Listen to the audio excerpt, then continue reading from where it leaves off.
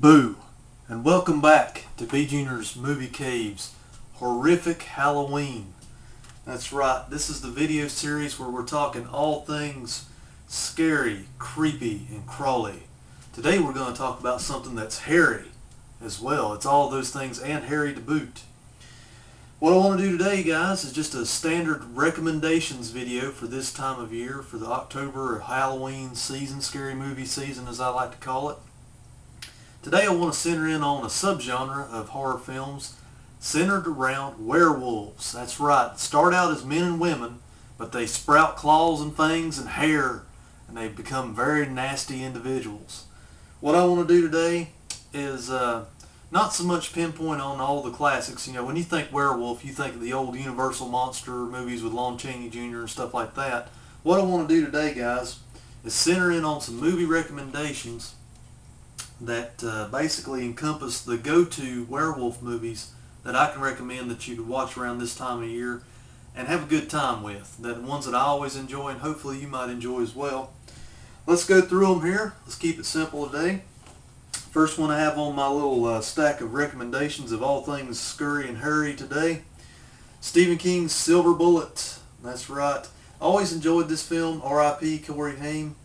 It's got music by Jay Chataway, you know, from doing Missing in Action films. I think he did but just a bunch of 80s style horror and action and exploitation music scores. Directed by Daniel Attias, starring also Everett McGill and Gary Busey in a supporting, and I'm very fond of his role in this movie because he adds a good comic element to the movie. Good practical effects in the movie. Just a good little werewolf film based on a Stephen King short story, I think it is. But anyway, I can highly recommend that one.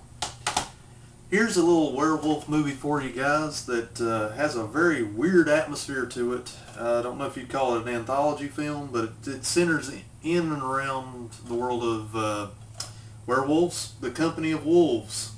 Now, I think there's a better DVD version and/or, I don't think it's out on Blu-ray yet, but this is an older DVD release. But I can honestly say, if you're looking for something that's kind of takes the subgenre of werewolves and turns it on its head, except none other than Company of Wolves, it's got Angela Lansbury in it, of Murder, She Wrote fame, oddly enough. I'm not real, but it kind of takes the story of the Little Red Riding Hood story and turns it on its head as well. Always enjoyed the weird atmosphere of that one, directed by Neil Jordan. How can you have a werewolf list without having the Howling in there? The movie's a classic. Joe Dante goodness there. Great special effects in this movie. I mean, people have talked this one to death, and I've talked about it enough too on my channel, so just going to throw it in there and tell you this one's a good one to go to. If you've never seen The Howling, shame on you. Run out, rent it, Netflix it, find it, view it. They won't let you down. It's got a great atmosphere, got a kind of a dark humor to it as well. Just a classic in and around the werewolf subgenre, I've always thought. Now this one's going to be a camp divided, guys. It's The Howling 2, Your Sister is a Werewolf. Now, as with a lot of sequels that came out for The Howling, it's much like the same ordeal with the Children of the Corn movies. The first one was a pretty decent film, and then you get all these crappy sequels. As with The Howling, I'll tell anybody any day of the week, Howling 2 is a bad movie. It's not good, and it's a terrible movie. But it's just good in that bad way. I've always liked Howling 2 for some reason. Sybil Danning shows up in this one. Christopher Lee is a jobber in this movie. He shows up for probably about 7 days worth of filming, I guess, and took a paycheck for this one. But he's in his element in this movie, playing kind of like the werewolf hunter-killer guy. And I've always enjoyed it. I don't know why, but I just have. The special effects are subpar in it, but I don't know. I've always enjoyed it. Anything beyond Howling 2, though, I wouldn't highly recommend or anything, not unless you're a completist about it. Howling 2, Sister's Werewolf. Got some very bestial things going on in that movie. Anyway. This one's going to show up in a lot of Halloween lists this year, and I've always championed this movie since it came out, but it does have a good interwoven segment on werewolves. Trick or Treat. It's got a good practical effects animatronic wolf in it, and it's got, you know, it's like I said, it's got a little bit of everything. It's got zombie kids in it, vampirism, serial killer, you name it, ghosts, it's all in here. And there's a pack of werewolves in this one to boot. So this one's got it to boot, and a little bit of everything in it. Another one with a little bit of everything in it, of course, is the old classic, The Monster Squad. I do not have this one on Blu-ray, although I need to get it. I got this for like $5 whenever they're trying to get rid of the DVDs at Best Buy. So anyway, it's a double disc edition.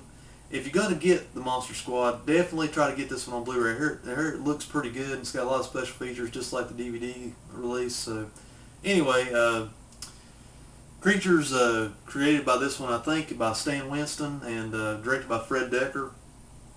Just a great little classic. It, of course, has a werewolf, the Wolfman in it, their version of it.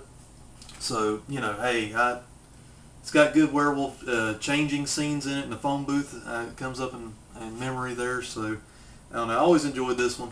A little bit of everything in that one as well.